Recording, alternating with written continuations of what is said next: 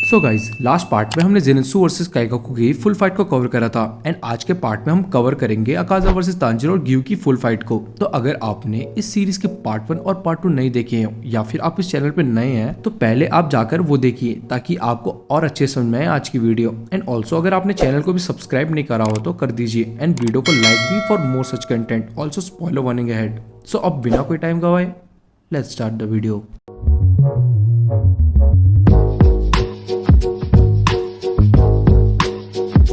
हमने last scene में देखा था जहां योशिरो जेनित्सु को बचा लेता है और आगे अब हमें तांजीरो और ग्यू दिखाते हैं जो आगे बढ़ते बढ़ते सोच रहे होते हैं कि अभी तक उनके सामने एक भी अपर मून क्यों नहीं आया। पर तभी एक डीमन बहुत ऊपर से एक पंच मारता है जिससे सारे फ्लोर हिलने लग जाते हैं और ग्यू भी कहता है कि ये क्या चीज है जो उन्हें अंदर से हिला दे रही है। और फिर वहीं तांजीरो को फील होता है कि वो चीज ऊपर से पास आ रही है और उसकी स्मेल को नोटिस कर लेता है और तभी ऊपर से तोड़ते हुए अकाजा नीचे आता है जो कहता है तांजीरो से कितना टाइम हो गया हमें ना मिले हुए, मैं सरप्राइज हूँ कि तुम अभी तक जिंदा हो। इतने कमजोर होने के बाद भी तांजीरो कमांडो और खबरदार अब तुम हारे तो, और ये कहते ही सीधा हमला कर देता है तांजीरो पर यहाँ तांजीरो प्रिपेयर्ड होता है और अपनी dance of fire God fire Charlotte को यूज करके अकाजा के हाथ को काट देता है। पर जैसे ही पीछे मुड़कर देखता है अकाजा तभी दोबारा से अकाजा फिर से हमला कर देता है और इस बार भी तांजीरो अपनी रिफ्लेक्सिस से बच जाता है और अकाजा के मुंह पर एक कट भी कर देता है उसी टाइम। और ये चीज देखकर अकाजा तो शॉक होता ही है, साथ में ग्यू भी हो रखा होता है क्योंकि वो देख पा रहा होता है तांजीरो एक पिलर की पावर को मैच कर रहा होता है और कहता है तुमने इतना डैमेज कर दिया है इतनी सी देर में,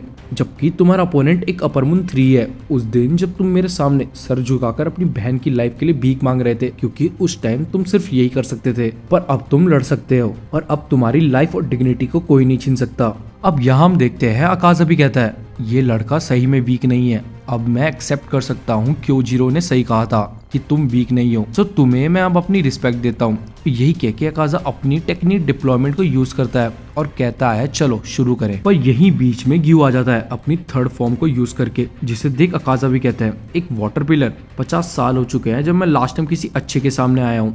अब दोनों ग्यू और अकाजा अपना एक और अटैक यूज करते हैं एक दूसरे पर। फिर अकाजा दोबारा कहता है ग्यू की 11th फॉर्म को देखकर मैंने कभी ये फॉर्म नहीं देखी और जो वो लास्ट वाटर पिलर मैंने मारा था उस पर ये फॉर्म नहीं थी। तभी तांजीरो फिर से पीछे से हमला करता है पर इस बार अकाजा उसे छूने भी नहीं देता अपने आप को और एकदम काउंटर करके पीछे से मारने ही वाला होता है। पर तभी ग्यू बचा लेता है तांजीरो को अकाजा के हाथ काट कर और ग्यू के अटैक्स देखकर अकाजा भी उसे अप्रिशिएट करता है और पूछता है तुम्हारा नाम क्या है, तुम बहुत खतरनाक स्पोर्ट्समैन लग रहे हो, मैं तुम्हारा नाम याद रखना चाहता हूँ। पर ग्यू उसे मना कर देता है नाम बताने से और वो कहता है उसे बात भी करना पसंद नहीं है किसी से। और यही अकाजा वापस कहता है अच्छा ठीक है तुम्हें पसंद नहीं है बात करना पर मुझे है तो मैं तुमसे पूछता रहूंगा बार बार। और यही कहकर अकाजा अपने डिस्ट्रक्टिव ब्लैक फॉर्म को यूज कर ग्यू पर उसे बहुत दूर उड़ा देता है और फिर तांजीरो को भी खदेड़ना स्टार्ट करता है। पर तांजीरो हर बार डिफेंड कर देता है अपने आप को और यही देखकर अकाजा तांजीरो से कहता है चलो अब तुम्हें प्रेस करूं मैं, क्योजिरो ने बहुत अमेजिंग जॉब करी थी तुम्हें बचाकर उस रात, तुम कुछ भी नहीं थे उस रात, इतने वीक थे तुम, पर माय गुडनेस अब देखो तुम्हें, तुम्हारी ऐसी ग्रोथ ने मेरी आंखें फाड़ दी है, मैं बहुत खुश हूँ और मैं ग्लैड हूँ कि क्योजिरो उस रात मर गया। वो मोस्ट लाइकली और स्ट्रॉन्ग नहीं बन पाता वैसे भी, और वो डम भी था अपने वर्ल्ड व्यू को लेकर कि जहाँ उसे ह्यूमन ही बने रहना है। पर तभी तांजीरो भी गुस्से से कहता है क्या कहा तूने रेंगोसा के बारे में, और कुछ मत बोलना, तुम बस अनाप शनाप बोल रहे हो। अकाजा भी वापस कहता है मुझे वीकलिंग्स पसंद नहीं है इसलिए मैं सच को फेंकता हूँ सीधा उनके मुंह पर जो वीकलिंग्स हैं, और वीकलिंग्स को देखकर मुझे उल्टी आती है और नेचर का लॉ भी यही है, जो वीकलिंग्स है वो एलिमिनेट हो जाएंगे। अब तांजीरो वापस कहता है जो तुमने कहा सब गलत है और फैक्ट ये है कि जो तुम मेरे सामने खड़े हो वो इसका प्रूफ है। छोटे बच्चे वीकर होते हैं सबसे, उन्हें कोई ना कोई चाहिए जीने के लिए, और तुम भी सेम हो काजा, तुम्हें याद नहीं होगा पर तुम भी कभी बच्चे थे, तुम्हें भी किसी ने बचाया होगा जिस वजह से तुम अभी भी जी रहे हो। ताकतवर लोगों को हमेशा कमजोर को बचाना चाहिए, तभी वो कमजोर भी आगे जाकर ताकतवर बनेंगे और फिर वो और वीक लोगों की हेल्प करेंगे और ऐसे ही ये साइकिल चलती है। ये है नेचर का लॉ काजा, तुम्हारी सोच बहुत गलत है और मैं तुम्हें और आगे जाने नहीं दे सकता। अब ये सब बातें सुनकर अकाजा सोच में पड़ जाता है कि वो भी कभी बच्चा होगा और उसकी भी किसी ने हेल्प करी होगी। और यही सोचते सोचते तभी अकाजा के पीछे से एक आदमी का हाथ आता है जो उसे कुछ उसके बचपन की बातें याद दिलाने लग जाता है। पर तभी अकाजा हाथ हटाता है पर वो देखता है पीछे कोई भी नहीं होता और अकाजा हवा में हाथ हिला रहा होता है और तांजीरो भी शॉक होता है कि ये क्या कर रहा है। तभी अकाजा उसी टाइम गुस्से से हमला कर देता है तांजीरो पर और इस बार तांजीरो नोटिस करता है कि अकाजा पहले से ज्यादा फास्ट हो गया है और फिर तभी अकाजा एक और बार सामने आकर उसे अपने डिस्ट्रक्टिव किल लेग स्टाइल से उस पर नीचे से अटैक करता है और इस बार तांजीरो पर भी असर पड़ता है इसका। तभी तांजीरो भी अकाजा को इस रूप में देखकर सोचता है कि चाहे मैं इसके मूवमेंट्स को भी प्रेडिक्ट कर लूं, पर तब भी ये इतना पावरफुल है कि मैं बिना चोटे खाए इसको डिफेंड नहीं कर पाऊंगा। इसके अटैक सारे मेरे वाइटल पॉइंट्स पर अट्रैक्ट हो रहे हैं एक मैग्नेट की तरह। कैसे और ऐसी क्या चीज है जो इसे अट्रैक्ट कर रही है? तभी तांजीरो भी पीछे का सोचने लग जाता है मुगिन ट्रेन वाली रात का कि कुछ उसे क्लू मिल जाए ऐसा, और तभी इस बार सोरिंग फ्लेम हेस को यूज करता है और अकाजा को भी उसकी गर्दन पर कट लगवा के पीछे हटवा देता है। और यही हम दूसरी तरफ देखते हैं जहाँ क्योजिरो-सान का छोटा भाई प्रेयर कर रहा होता है और कहता है बड़े भैया एक बड़ी फाइट शुरू हो चुकी है, पापा भी ओयोकता-समा प्लेस गए हैं, प्लीज रक्षा करना पापा और तांजीरो-कुन की। मैंने जो लेटर लिखा था शायद वो तांजीरो-सान तक पहुंच गया होगा जिसमें जनरेशनल फ्लेम पिलर रिकॉर्ड था और उसी में एक कन्वर्सेशन थी फ्लेम पिलर और ब्रेथ ऑफ सन स्वॉर्ड्समैन की उस टाइम की। उस लेटर में मैंने डिटेल लिखा कि कैसे उस time the sun breath user ने अपनी फर्स्ट ब्रीदिंग से मुजान से लड़ाई करी थी उस टाइम। और यही कहानी सुनकर हमारे फ्लेम पिलर पूर्वजों ने अपना कॉन्फिडेंस खो दिया, पर तांजीरो-सान ने नहीं खोया। वो पक्का कोई ना कोई रास्ता खोलेंगे आगे के लिए। मैं सही कह रहा हूँ ना बड़े भैया? पर हम यहाँ देखते हैं वो लेटर अभी तक पहुंचा नहीं होता है तांजीरो तक, क्योंकि उससे पहले ही फाइट शुरू हो चुकी होती है अकाजा के साथ और अब तांजीरो को अकाजा को हराना पड़ेगा उस लेटर को पढ़ने के लिए। अब यहाँ दोनों के बीच भयंकर फाइट चल रही होती है जहाँ अकाजा तांजीरो के अटैक को अपने हाथों से ही रोक लेता है और उसकी स्वॉर्ड को तोड़ने लग जाता है। पर तभी तांजीरो अकाजा के मुंह पर अपना सर मार देता है, पर तब भी अकाजा रुकता नहीं है। पर तभी ग्यू वहां आकर उसके दोनों हाथ काट देता है और कहता है अब मैं गुस्सा हूँ और मेरी बैक में भी पेन हो रहा है। बहुत बढ़िया काम करा तुमने मुझे उड़ाने के लिए अपर मून 3। मैं नहीं चाहता अपनी तलवार चलाना अपनी बेस्ट एबिलिटी के साथ, और ना ही मैं किसी फाइट के बीच में घुसना चाहता हूँ जहाँ अपोनेंट मस्ती के लिए स्विंग्स कर रहा है। पर अभी मैं एक ताकतवर अपोनेंट से मिला जिसने मुझे जिंदगी में पहली बार इतना ओवरवेल्म कर दिया है इतने टाइम से। मेरे सील्ड सेंसेस उड़ चुके हैं जहाँ मैं एक स्ट्रॉन्ग ओपोनेंट से भी लड़ सकता हूँ। और तांजीरो भी दूर से ग्यू को देखता है और शॉक हो जाता है क्योंकि ग्यू ने अपना डीमन स्लेयर मार्क को हासिल कर लिया है। अब यहाँ ग्यू और अकाजा की लड़ाई वापस स्टार्ट होती है जहाँ अकाजा भी समझ जाता है कि ग्यू फास्टर और स्ट्रॉन्ग हो चुका है। पर इसी थोड़ी देर की फाइट में अकाजा बहुत जल्दी मैचअप कर लेता है ग्यू के साथ और ये देखकर ग्यू और तांजीरो दोनों शॉक रहते हैं। अब यहाँ तांजीरो काम होने की कोशिश करता है क्योंकि वो ज्यादा पैनिक हो रहा होता है क्योंकि वो इतना टाइम नहीं लगा सकते अकाजा को हराने के लिए, क्योंकि उनका मेन टारगेट मुजान है जिसे अभी तमाओ-सान ने रोक रखा है कैसे भी करके। और वो भी सोच रहा होता है कि कैसे अकाजा उनके अटैक्स को बिना देखे रिएक्ट कर रहा होता है। अब उसे याद आता है अकाजा ने एक बार बैटल स्पिरिट की बात करी थी जब वो रेंगो के साथ से लड़ रहा होता है। और क्या है ये बैटल स्पिरिट? क्या अकाजा उस बैटल स्पिरिट से सेंस कर पाता है अटैक्स को? अब यहाँ तांजीरो को इनोसुकी की बातें भी याद आती है जहाँ इनोसुकी भी ऐसे ही अटैक्स को सेंस करके उन्हें बिना देखे टैकल कर लेता था और ग्योतारो के अगेंस्ट भी उसने यही करा था। और उसकी स्किन ज्यादा शार्पन भी है बाकी ह्यूमंस के मुकाबले, तो ये भी एक बड़ा फैक्टर है अटैक्स को सेंस करने के लिए। पर इनोसुके उसे बताता है अगर कोई भी उसके सामने वाला एनिमी बिना किल इंटेंट के खड़ा है तो उस अपोनेंट को पढ़ना बहुत मुश्किल है कि वो आगे क्या करेगा। और वो यही चीज उस टाइम तांजीरो को भी सजेस्ट करता है कि अगर तुम नो किल इंटेंट के साथ अगर अटैक करोगे तो अपोनेंट भी उसे सेंस नहीं कर पाएगा। अब यहाँ हम वापस देखते हैं ग्यू और अकाजा की तगड़ी फाइट चल रही होती है और तभी तांजीरो दोबारा अकाजा पर हमला करता है टेस्ट करने के लिए। पर अकाजा उसे बिना देखे अपने पीछे हाथ लाकर उस तलवार को रोक लेता है अपनी गर्दन के पीछे ही और अटैक करता है तांजीरो पर उसी टाइम, जिसे बैरली डिफेंड कर लेता है तांजीरो। पर अब तांजीरो को समझ आ गया था कि यहाँ क्या हो रहा है। अब अगले पेज में हम थोड़ा पीछे का देखते हैं जब तांजीरो के डैड तांजीरो को समझा रहे होते हैं कि कैसे वो dance of the fire God को परफॉर्म करते हैं रात से लेके सुबह होने तक, और उस बीच उन्हें 12 फॉर्म्स ऑफ डांस को रिपीटेडली परफॉर्म करना पड़ता है और ये करते हुए वो आज तक कभी थके नहीं और ना ही उन्हें कभी ये मुश्किल लगा।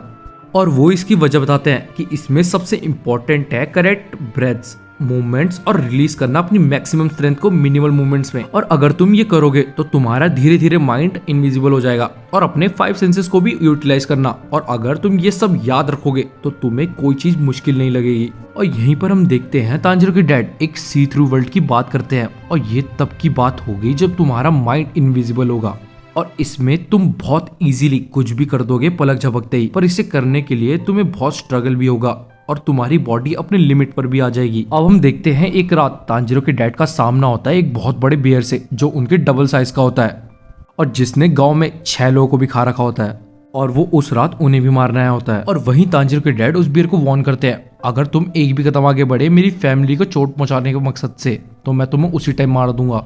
पर तभी वो बियर अटैक करता है और तांजिरो के डैड उसे पलक झपकते ही मार देते हैं, उसकी गर्दन उड़ाकर।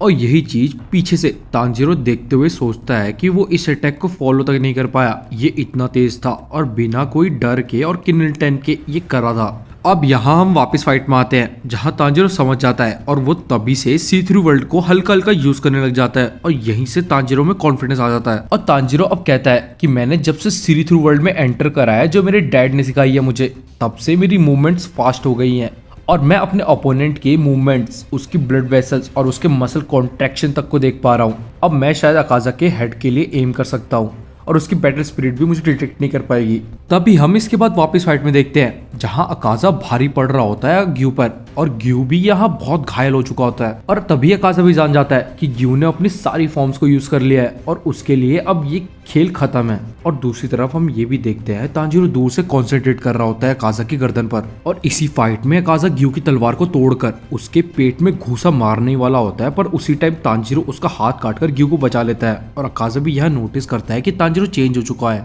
और उसे बिना टाइम गवाए उसका पूरी बॉडी के सेल्स तांजिरो को मारने के लिए कह रहे होते हैं।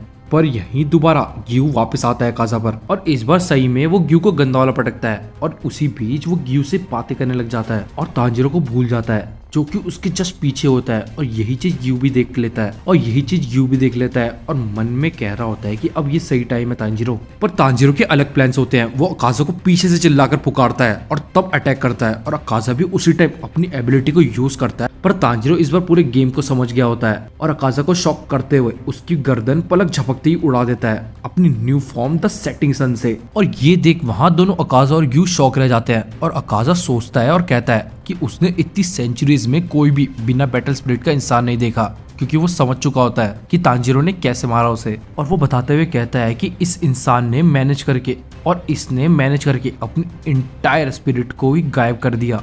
ऐसा लग रहा है जैसे मैं किसी पौधे से लड़ रहा हूँ जिसे यह होना भी नहीं चाहिए। मेरा कंपास इसे डिटेक्ट नहीं कर पाया, पर कोई बात नहीं, मैं हार नहीं मानूंगा। मैं सबसे ज्यादा स्ट्रांग बनूंगा और अपनी लिमिट्स को ब्रेक करूंगा। और यही कहकर अकाजा अपनी कटी हुई गर्दन को वापस पकड़कर अपनी गर्दन पर जोड़ने लग जाता है, जिसे देखकर तांजिरो और ग्यू दोबारा शॉक हो जाते हैं और घबराने लग जाते हैं कि ये क्या कर रहा है। पर तभी ग्यू अपनी कटी हुई तलवार को पीछे से फेंक कर अकाजा के सर के आर पार कर देता है और उसकी गर्दन को नीचे गिरवा देता है और यही अकाजा का सर गायब होने लग जाता है। और यही देखकर तांजिरो सोचता है कि हम जीत गए। पर तभी ग्यू शॉक खड़ा रहता है और घबराया हुआ होता है, क्योंकि वो देख रहा होता है कि अकाजा की बॉडी अभी तक खड़ी हुई होती है और वो गायब नहीं हो रही होती है। और तभी अकाजा बिना सर के अपनी एबिलिटी को यूज करता है उसी टाइम और तांजिरो को एक लात मारकर दीवार पर गाड़ देता है। और वहीं से तांजिरो देखता है अकाजा अपना सर वापस उगा रहा होता है और अपनी वीकनेस को हटा रहा होता है, जैसे मुजान भी अपने सर के बिना जिंदा रह सकता है और उसे उगा सकता है वापस। और अकाजा भी किसी और चीज में बदल रहा है और यही सोचकर बेहोश हो जाता है तांजिरो वहाँ। और ग्यू भी तांजिरो को बचाने के लिए वापस लड़ता है अकाजा से और वो नोटिस करता है अकाजा अभी भी रीजनरेट कर रहा होता है, वो भी इतनी तेजी से।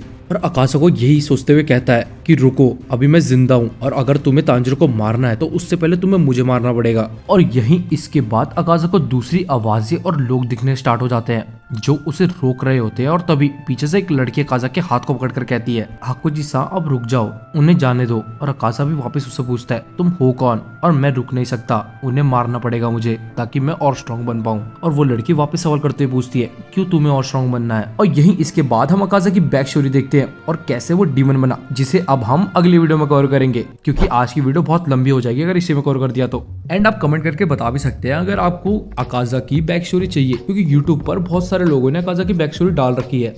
तो अगर आप चाहते हैं कि मैं अकाजा की बैक स्टोरी को कवर करूं तो कमेंट करिए, वरना हम सीधा इसके बाद दूसरी फाइट पर चलेंगे, क्योंकि बैक स्टोरी के बाद अकाजा मर ही जाता है। सो कमेंट करिए। तो हम आज की इस वीडियो का लाइक गोल भी रखते हैं 400 लाइक्स का फिर से, जिसको आपको कंप्लीट करना है नेक्स्ट पार्ट के लिए। एंड हाँ, चैनल को भी सब्सक्राइब कर दीजिए अगर आप नए हैं तो, और वीडियो को लाइक एंड शेयर भी। तो अब मिलते हैं नेक्स्ट वीडियो में, तब तक के लिए बाय।